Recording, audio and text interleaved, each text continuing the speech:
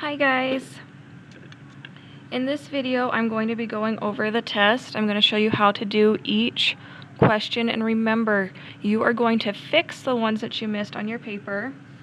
So you should have a box for each of them. So if I miss number 1, I'm going to have a number 1 right here and a number 1 right here. So in this box here, I'm going to fix the one that I missed. So if we go ahead and look at number 1 for just an example, it's about identifying the terms, coefficients, constants, variables. So in this box, while I'm watching the video, what I will do is I will write out the correct way to do it and fix it. If I realize what I did and can fix it quickly, I can do that too, but you still need to get the new numbers from the video and try it again. This shows me that you know what you're doing, and it helps you to practice and retain what you just learned. So right here you fixed it and you go, oh, that's what I did, now I know. And then you get to turn around and practice it right away so that it sticks in your brain, so that you remember it. And it shows me that you know how to do it and not just that you watched me show you how to do it, okay? So you're going to do that for each of the ones that you missed. I need you to do that second box. A lot of you watch the video and turn it in and say, but I turned in my test corrections. Okay, I need to see that second box with your new numbers to see that you really know what you're doing now, okay? And if you have questions or get stuck on that second one, ask me. I'm happy to help you go through it again, okay? So don't feel like you can't get help. Okay, on this first one, we're going to go ahead and get started. On this first one, it does ask us to identify the terms, coefficients, constants, and variables in the expression. So with this one, we see we've got 3 pieces. We have a 15, we have a D, and we have a 7E. Terms, remember, is those pieces. We're just going to list those. So 15, D, 7E. If you want to add positives in front of these because of the pluses, you can, but you don't have to. What's important is that we're listing them. We're separating them with commas. Okay, if we just type this exactly how it was, we just wrote down the expression, but it didn't ask for the expression, it asked for the terms or the pieces.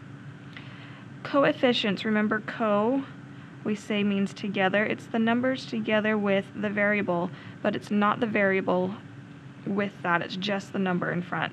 Is just kind of a fun way to help you remember it. So automatically we probably see, oh, right there, 7 is with the E, and we write down 7. Remember though that D has a 1 in front of it because we have 1D. We just don't always write that 1, so technically we also have a 1 for a coefficient. Constants, remember, are the numbers that are constantly alone. The number all by itself in this one is the 15. That is my constant. Okay, and then finally my variables are my letters, which were D and E. Okay, go ahead and try this again with this expression. 3b plus c plus 8 lists the terms, the coefficients, the constants, and the variables. Okay, on number 2, they want us to evaluate, which means to find the value. I saw a lot of you just plug in the numbers but not finish solving. Evaluate, finish solving. Okay. So on this one we have 15 minus d. I'll write that a little bit bigger. And they said that D equals 6, so that's the only one I need to worry about plugging in. When I do that, I get 15 minus 6, and if I do that, 15 minus 6 is 9, right? Yes. Sorry, I doubted myself there for just a second. Okay, 15 minus 6 is 9. Go ahead and try this again with... We'll use these same numbers right here, and let's do 27 minus C. Those are your new numbers to try this with. So when C is 4, plug that in. Okay, number 3. Again, we're going to evaluate and find the value of this. So we have 24 over C when C equals to 4. So I'm going to put 24 over 4. Remember, this fraction here tells me to divide.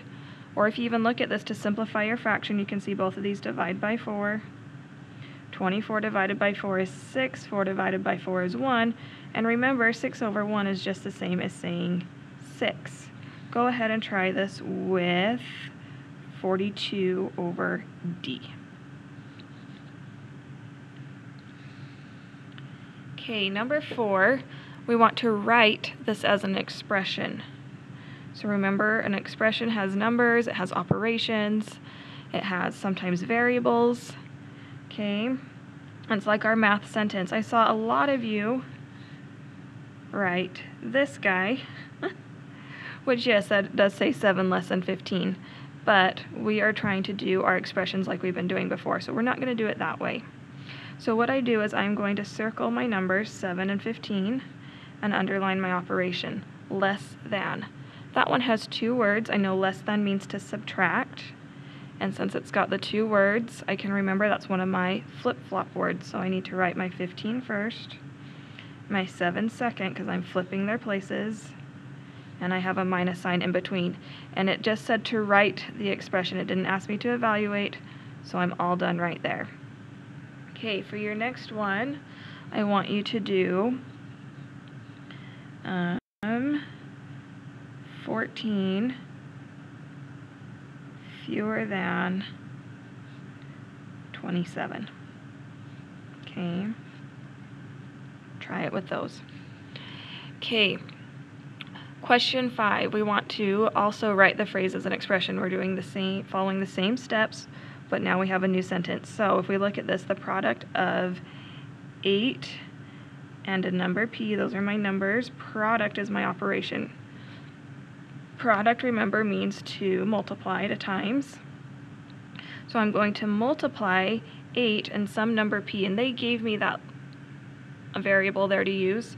So I'm going to multiply 8 times p. You could have done a little star, an X.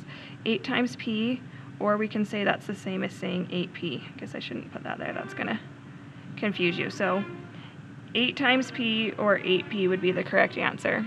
The band is practicing in the hall. Okay. With this, I also want you to do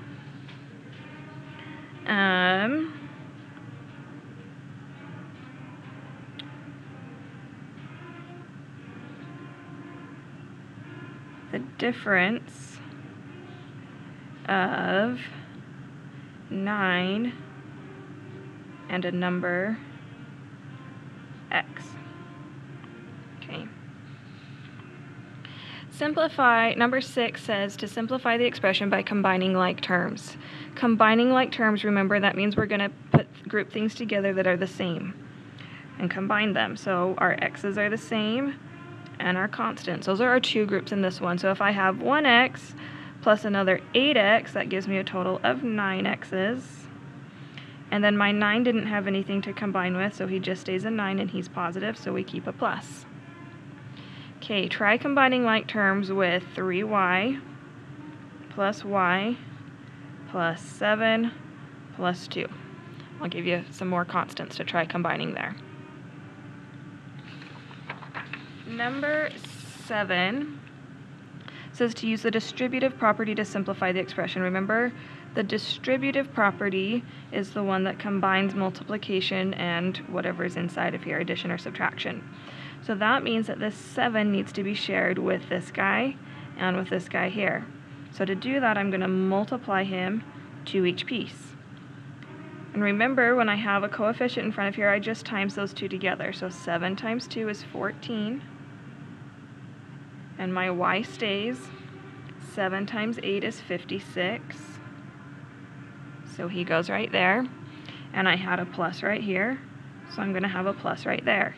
I would check and see if anything can combine, and it can't because this one has a y and this one doesn't. So that one is done. Go ahead and try combining for me 8 times 3y plus 5. Use the distributive property and simplify that expression. Okay, same idea on question 8. We're going to use the distributive property again. So this time I have 2 times x, 2 times 8. This is 2 times a 1x. 2 times 1 is just 2. And I squish it together with the x, so I get 2x. 2 times 8 is 16. And then my minus sign comes right in the middle right there. Make sure you're paying attention to what operation is in the middle. I saw a lot of you accidentally put a plus there. Okay, so now I want you to try 5 times y minus 7. Try it with those numbers. Okay, question 9. This was kind of tricky for some of you, but I was surprised how many of you, not necessarily surprised, I was impressed how many of you were able to remember these and keep them all straight. Okay, so what we're doing is we're matching each of these up. So if we look at number 1, I see that I have 6 times 7 means the same as doing 7 times 6. So the one that tells me that these can move places or flip around is the commutative property, which would be letter B. Okay, number 2, remember I'm changing the parentheses. I'm changing who they're grouped with, who they're associated with. So that's going to be letter C here, the associative property. On number 3, I have 17 times 1 equals 17. Remember, whenever I operate on something and get the same thing out, so 17 started here, it did something with the 1, it came out, it's still a 17. Remember, it's going to be an identity. This one was multiplying, so it's going to be the identity property of multiplication. That one's going to be letter D.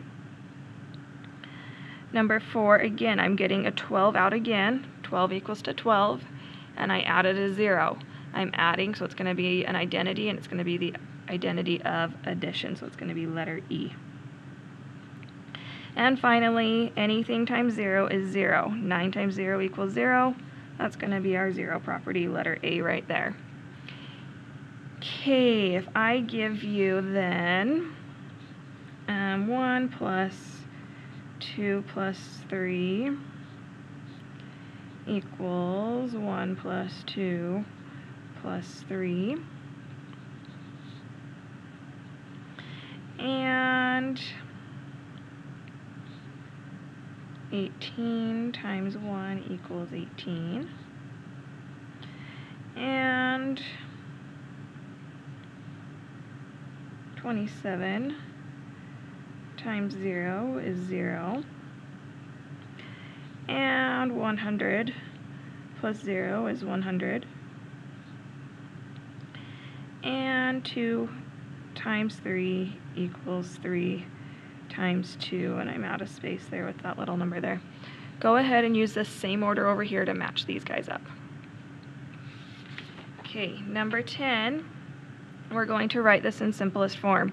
This goes back to the last test with dividing mixed numbers and fractions. So remember, these are mixed numbers. I've got to convert them first. I've got to go around the world. 2 times 4 is 8, plus 1 is 9. So I have 9 halves here. I'm going to go ahead and write my divide for just a minute. 3 times 2 is 6, plus 2 is 8, over 3. Now since I'm dividing, I've got to do my keep, switch, and flip. And now I'm ready to multiply like normal. I'm just crossing that out so we don't get distracted by that. I'm going to check my diagonals.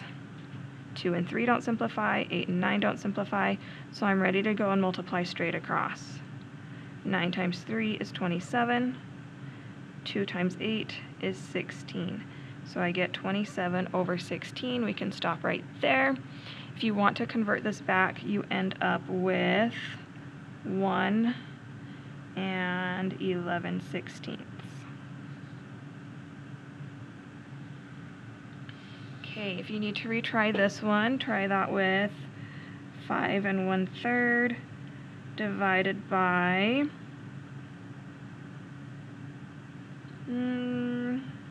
we'll keep that second fraction the same. 5 1/3 divided by 2 2/3. Okay, question 11. Now we're multiplying, so we're going to first convert our mixed number. So 12 times 2 is 24. 24 plus 11 is 35. And you could work that out on your paper if you want to. So we would have 24 plus 11, which would be 35. You can always work things out on the side. I'm just trying to keep this video as short as I can. So we have that times 2/5 because that one was already in the right format. Okay, again, we're going to check our diagonals before we multiply. 2 and 12 can simplify. Those both divide by 2. 2 divided by 2 is 1. 12 divided by 2 is 6. 5 and 35 can simplify. 5 divided by 5 is 1. 35 divided by 5 is 7. So when I multiply, 7 times 1 is 7. 6 times 1 is 6. So I'm left with 7/6. Okay.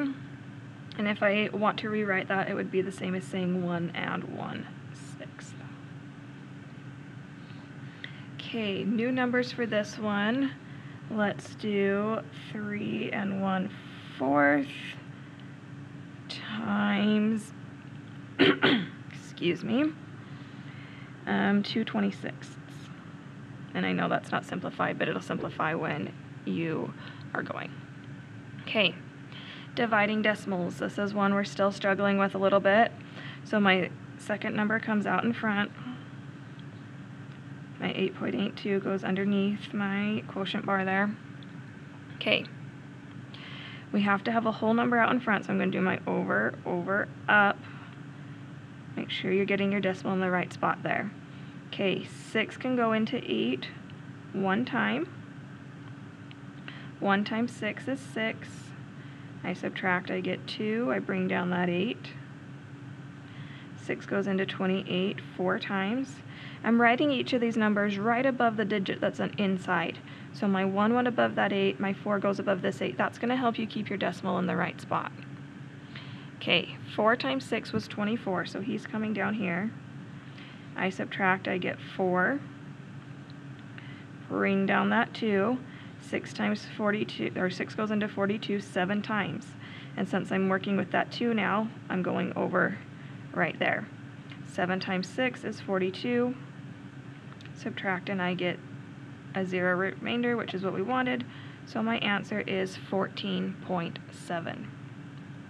Go ahead and try dividing for me.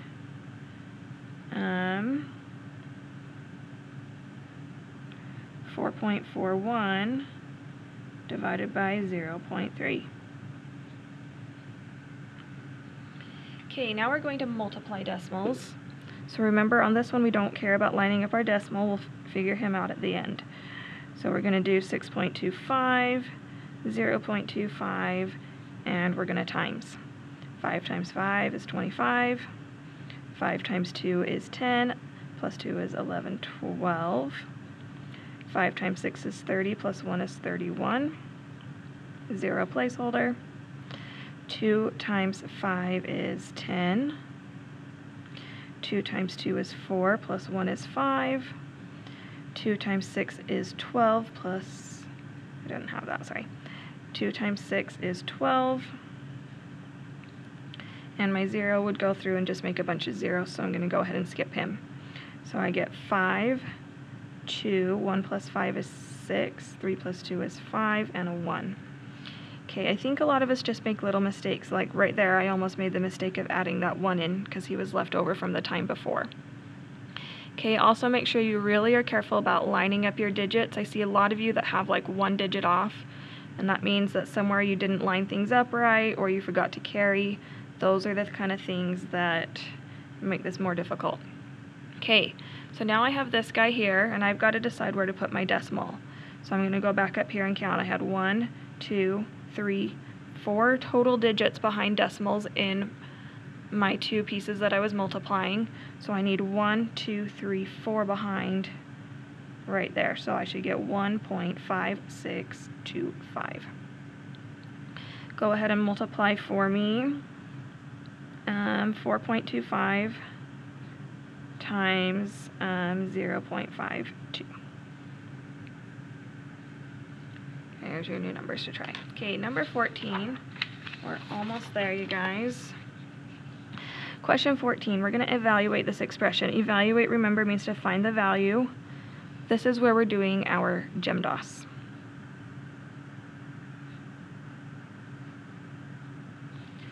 We're getting better at this. I did still see a few mistakes on this, so let's go through it. On this one, grouping is our first one, our G. So I'm going to start here in my parentheses. 6 minus 2 gives me 4. So I'm going to rewrite this over here. 3 to the third power minus 6 times 4. And I'm done with my grouping. You can go ahead and get rid of your parentheses at this point if you'd like and just write that as a times. That also works. I'm just going to remember that this means times for right now. Now I'm ready to do my exponents, and I have 3 to the third power. Okay, if you don't know that off the top of your head, that's totally fine. What we're going to do is we know that it is, I'll do this over here, we know it's 3 times 3 times 3. 3 times 3 is 9. 9 times 3 is 27. So I'm going to pull down my 27 minus, and I'll go ahead and rewrite that as 6 times 4 so we don't get confused. So now we have 27 minus 6 times 4. Okay, the next thing we want to do is multiply and divide. We just have one multiplication right here. 6 times 4 is 24. 27 minus 24 gives me 3 right there. Okay, go ahead and try this again with, we'll do 2 to the third power minus 8 times, no, that's not going to work. Let's do 4 to the third power minus 8 times 10 minus 8. Go ahead and try that. Okay, question 15. Greatest common factor and least common multiple. Most of us are starting to get this now, but there's still quite a few of us still struggling with this one a little bit. So let's look at it. So we have 42 and 30. Greatest common factor means we want to find the biggest number that is a factor of both 42 and 30. So I'm going to find that by factoring these guys. 42 factors into 6 and 7. 7's prime. 6 factors into 2 and 3. 30 factors into 6 and 5. 5 is prime. 6 factors again to 2 and 3. Okay, we use our Venn diagrams to figure this out, but I'm going to stop right here for just a second and look at this line. Can you see that these both have a factor of 6? And 7 and 5 are both prime? I'm going to guess that 6 is our greatest common factor, but let's do our Venn diagram and double check. Over here for my 42, I'm going to write 2 times 3 times 7, because that's its prime factorization. Over here I have 2 times 3 times 5. They both have a 2 in common, so he comes down here in the middle. Check, check. They both have a 3 in common, so he comes down here in the middle. Check, check. Those are multiplying together. 2 times 3 is 6. Just like we guessed, 6 is going to be our greatest common factor. Okay, now we want to do our least common multiple. Remember, we leave the leftovers. Over here I have a 7. Over here I have a 5, so they fill into those spaces there. Now I need to multiply all 3 of these pieces together to find my least common multiple. So 7 times 6 times 5. So I have all of these. You can multiply these in any order. I'm going to go ahead and start with these two. 6 times 5 is 30 times 7. I'm going to do 30 times 7. And when I do that, 7 times 0 is 0. 7 times 3 is 21. And I get 210. 210 is the smallest number that 42 and 30 are both factors of. So 42 times some number makes 210, and 30 times some number makes 210. Okay, the bonus question. Most of you did pretty well with this. You maybe didn't get it all the way right, but I saw a lot of good thoughts on this one.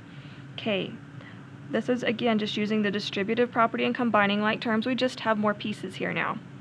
So that means this 6 needs to multiply by each of these if we're using the distributive property. Oh, I need to go back. I did not give you new numbers for this. I am sorry. Please find the greatest common factor and least common multiple of 63 and 45. Made it almost to the end. Okay. On this one, we are, again, like I said, we are going to be multiplying these all the way through. 6 times 2 is 12. 6 times A is 6A. 6 times 9 is 54. Then I'm going to add my plus signs, because that's what I had right here. Nothing changes. Okay, now I'm ready to combine like terms. I see that 6A is my only one with A's in it. And then I have 12 and 54. If you like to set up this table to help you sort these, you can.